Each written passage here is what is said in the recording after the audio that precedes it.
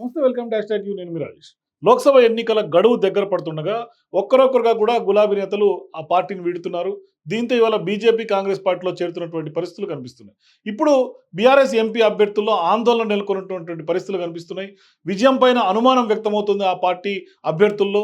అందుకే ప్రచారాన్ని ముమ్మరం చేయలేదనే చర్చ జోరుగా సాగుతోంది. కేవలం నియోజకవర్గ కేంద్రాల్లోనే సమావేశాలతోనే సరిపుచ్చుకుంటున్నారనే ప్రచారం కూడా ఇవాళ బీఆర్ఎస్ అభ్యర్థులపైన ప్రధాన ఆరోపణ.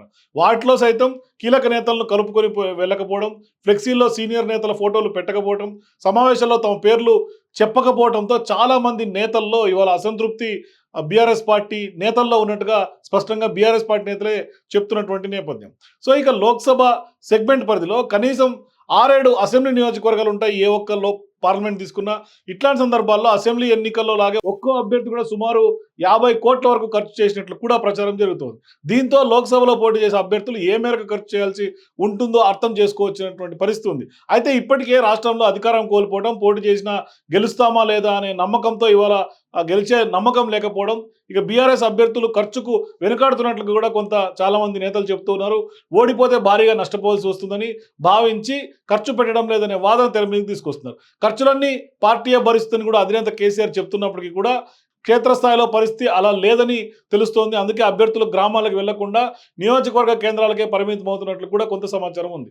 సో ఇక తమ సమస్యలు విన్నవించుకోవాలని కూడా వచ్చే నేతలకు అభ్యర్థుల ముఖం చాటేస్తున్నట్లు కూడా తెలిసింది. ఎందుకంటే సో ఇక కుల సంఘాలు సైతం కలిసే ప్రయత్నం చేస్తున్నప్పటికీ కూడా పార్టీ సమావేశం ఉందని అక్కడికి వస్తే మాట్లాడుకుందామని చెప్తున్నట్లు కూడా సమాచారం.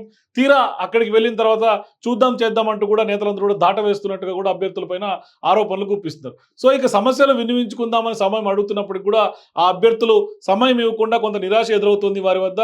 దీంతో నేతలంతా అభ్యర్థుల తీరుపైన తీవ్రమైనటువంటి ఆగ్రహంతో ఉన్నట్లు కూడా విశ్వసనీయ సమాచారం అందుతోంది. సో ఇక అభ్యర్థుల గురించి పార్టీ సర్వేలు నిర్వహించింది. అందులో భాగంగానే లోక్సభ నియోజకవర్గాల్లో కూడా ప్రైవేట్ సంస్థలతో నిర్వహిస్తున్నటువంటి సర్వేల్లో కొంతమంది అభ్యర్థులపైన కొంత పాజిటివ్ లేదనే వాదన కూడా వినిపిస్తోంది. ఎక్కడికక్కడ పార్టీకి సానుకూలంగా లేదా ఆయా నియోజకవర్గ ముఖ్య నేతలకు కూడా పార్టీ అధినేతగా ఉన్నటువంటి కేసీఆర్ దిశానిర్దేశం చేస్తున్నట్లు కూడా సమాచారం. అయితే ఏ అంశాలతో ప్రజల్లోకి వెళ్తే పాజిటివ్ వస్తుంది, ప్రభుత్వ వైఫల్యాలను ఎలా ప్రజల్లోకి తీసుకెళ్లాలని వాటిపైన కూడా నేతలకు సూచనలు ఇస్తున్నట్టు కూడా కొంత సమాచారం, చర్చ అయితే పార్టీలో జరుగుతుంది. అయితే సర్వే రిపోర్ట్ల ఆధారితంగా పనితీరు మెరుగుపరుచుకోవాలని కూడా సూచిస్తున్నట్టుగా, లేకుంటే మార్చేస్తాం అభ్యర్థిని అని సంకేతం ఇస్తున్నట్లు కూడా కొంత బీఆర్ఎస్లో ఒక రకమైనటువంటి వాదన ఇవాళ బీఆర్ఎస్ అభ్యర్థులకు చెప్తున్నారు. ఇది కూడా అభ్యర్థులు ఖర్చు పెట్టేందుకు కొంత వెనుకంజ వేస్తున్నట్లు కూడా సమాచారం. ఎందుకంటే ఖర్చు చేసి ప్రచారం చేస్తే చివరి వరకు పార్టీ బీఫామ్ ఇవ్వకపోతే నష్టపోతామని కూడా భావిస్తున్నట్లు కూడా కొంతమంది వాళ్ళ సన్నిహితులు చెప్తున్నారు. ఇక నల్గొండ బీఆర్ఎస్ ఎంపీ అభ్యర్థిగా ఉన్నటువంటి కంచెల కృష్ణారెడ్డిని పార్టీ అధినేతగా ఉన్నటువంటి కేసీఆర్ ప్రకటించారు. అయితే ఆయన ప్రచారం సైతం ఇప్పటిదాకా ప్రారంభించినప్పటికీ కూడా అయినప్పటికీ ఆయన పెద్దగా మారుస్తారనే ప్రచారం ఊపందుకుంది ఆయన్ని వ్యక్తిగతంగా. మరోవైపు సర్వేల్లో కూడా కంచర్లకు ఆశించినటువంటి పాజిటివిటీ రాలేదని, దీంతో మరొకరికి అవకాశం కల్పిస్తున్నారని కూడా కొంత సోషల్ మీడియాలో బీఆర్ఎస్ అభ్యర్థి పైన కొంత పెద్ద ఎత్తున చర్చ జరుగుతుంది. సో ఇక ఎంపీ అభ్యర్థిగా తేరా చిన్నపరెడ్డిని ఎంపిక చేయబోతున్నారనే ప్రచారం జోరందుకుంది.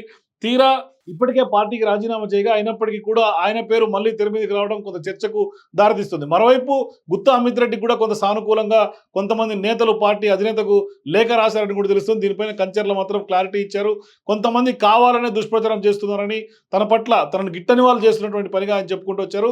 తామే బరిలో ఉంటామంటూ కూడా ఆయన స్పష్టం చేశారు. అయితే కేసీఆర్ చేతుల మీదుగానే బీఫార్మ్ అందుకోబోతున్నామని కూడా వాళ్ళు చెప్తున్నటువంటి పరిస్థితులు ఉన్నాయి. ఇప్పుడు ప్రచారాలను ప్రజలు నమ్మొద్దని, ఇదిలా ఉంటే కొంత తేరా చిన్నపరెడ్డి మాత్రం పార్టీ టికెట్ ఇస్తే పోటీ చేస్తారంటూ కూడా పేర్కొనడం కొంత కొసమెరుపుగా చెప్పుకోవాలి. అయితే పార్టీ ఏ నిర్ణయం తీసుకుంటుందనేది మాత్రం ఖచ్చితంగా పార్టీ నేతల్లో ఒక తీవ్రమైనటువంటి చర్చ అయితే సాగుతుంది. For more videos please watch hash tag you.